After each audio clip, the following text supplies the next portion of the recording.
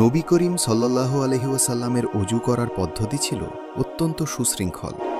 হজরত উসমান রাদিয়াল্লাহু আনহু একবার অজু করে দেখালেন এবং বললেন যে রাসূল সাল্লাল্লাহু আলাইহি ওয়াসাল্লাম এভাবে অজু করতেন।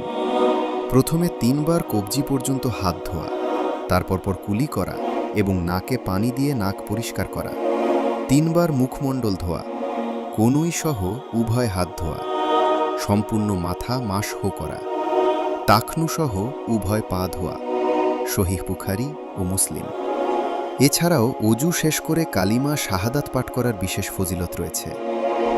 আশহাদু আল্লা ইলাহা ইল্লাল্লাহু ওয়াহদাহু লা শারীকা লাহু ওয়া আশহাদু আন্না মুহাম্মাদান আবদুহু ওয়া রাসূলুহু।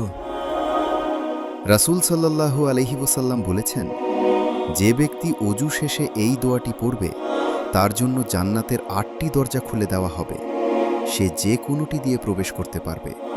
সহিহ মুসলিম।